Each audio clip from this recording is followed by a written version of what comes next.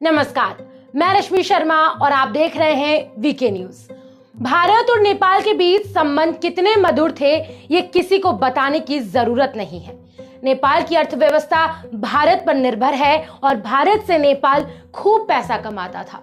भारत भी नेपाल पर मेहरबान था, लेकिन चीन की चाटुकारिता में डूबे पीएम केपी ओली ने दोनों देशों के संबंधों में ऐसी खटास डाली कि अब उसका हट जाना नेपाल की जनता को भुगतना पड़ रहा है। केपी ओली ने चीनी रिश्वत लेकर अपनी तिजोरी तो भर ली, लेकिन नेपाल की जनता को वो बर्बाद करने पर तुले हैं। ओली की चीन परस्त और भारत विरोधी नीति की वजह से नेपाल की अर्थव्यवस्था को बड़ा नुकसान हो रहा है। पहले ही वहां भारत से सामान न जाने की वजह से महंगाई चरम पर है। नमक की बात करें तो वो 100 रुपए किलो बिक रहा है। बाकी सामानों के दामों का तो आप बस अंदाजा लगाइए। लेकिन इन सब के बीच अब नेपाल से जो खबर आ रही है वो नेपाली कारोबारियों की कमर तोड़ने वाली है। दरअसल भारत ने रिफाइंड पाम ऑयल के आयात पर रोक लगा दी है, जिसकी वजह से नेपाल की खाद्य तेल रिफाइनरीज पर संकट मंडरा रहा है।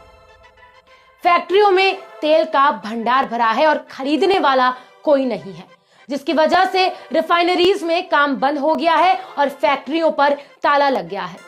जाहिर है काम बंद हुआ है तो कर्मचारियों की भी छुट्टी हुई होगी और इससे रोजगार भी प्रभावित हुआ होगा। ये जानकारी खुद पाम इंडस्ट्री से जुड़े लोगों ने ही दी। दरअसल भारत नेपाल के रिफाइंड पाम ऑयल का सबसे बड़ा खरीदार है, लेकिन भारत सरकार ने मई के महीने में एक्शन लेते हुए 39 तेल आयात लाइसेंस सस्पेंड कर दिए थे। सरकार ने ये कदम पड़ोसी देशों से ड्यूटी फ्री शिपमेंट में कमी लाने के लिए उठाया था, लेकिन जानकार बताते हैं कि मोदी सरकार ने ये कदम उठाकर चीन के चमचे पीएम केपी ओली को संदेश दिया था कि भारत से दुश्मनी नेपाल को महंगी पड़ सकती है और ये उसका ट्रेलर भर है। भारत सरकार के इस कदम के बाद नेपाल की रिफाइनरीज में बड़ी गड़बड़ हो गई है। राइटर्स से बातचीत में नेपाल की रिफाइनरी के डायरेक्टर अमित शारदा ने बताया कि हम कच्चे पाम ऑयल का आयात नहीं कर रहे, लेकिन हमें स्टॉक की डिलीवरी करनी है। इसकी प्रक्रिया जारी है। नेपाल में इस समय 70,000 टन से ज्यादा पाम ऑयल का भंडार हो गया है, जो स्थानीय खपत से काफी ज्यादा है। वैसे अभी रिफाइनरीज में काम बंद होने की वजह से नेपाल के कच्चे पाम ऑयल आयात में भारी गिरावट भी आई है। नेपाल के सरकारी डेटा के मुताबिक जून के दूसरे हफ्ते तक केवल 7,000 टन कच्चे पाम ऑयल का ही आयात हुआ है, जबकि इससे पहले 2020 में हर महीने करीब 21,000 टन कच्चे पाम ऑयल का आयात होता था। मतलब आयात पर बड़ा असर पड़ा है, क्योंकि निर्यात घटा है। वो इसीलिए क्योंकि नेपाल के कुल रिफाइंड पाम ऑयल कारोबार में से 2/3 तेल का निर्यात भारत को होता है। मतलब ये तेल भारत नेपाल से खरीदता था, लेकिन जमीन को लेकर भारत और नेपाल के बीच तनाव पैदा करने के बाद इस व्यापार पर असर पड़ा।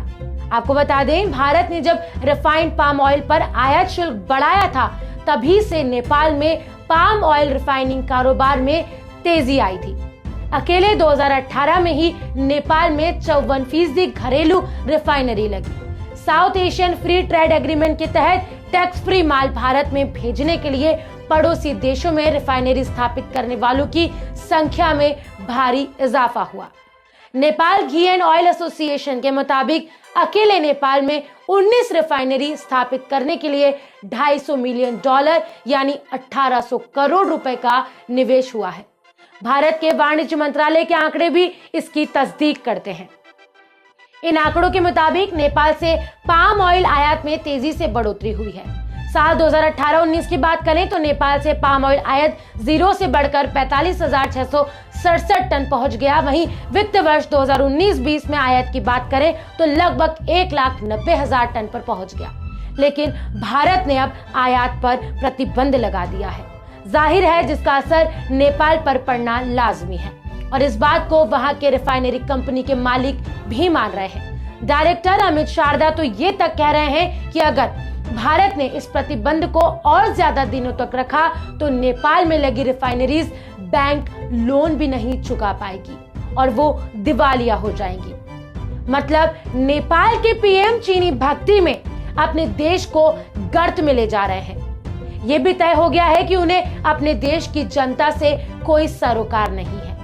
युवा महिला चीनी राजदूत की मीठी बातों में आकर भारत विरोधी एजेंडा चलाने वाले केपी ओली की चीन तिजोरी भर रहा है और केपी ओली उसकी कीमत नेपालियों की बर्बादी से चुका रहा है। वैसे नेपाल के लोगों ने केपी ओली के खिलाफ मोर्चा खोल रखा है।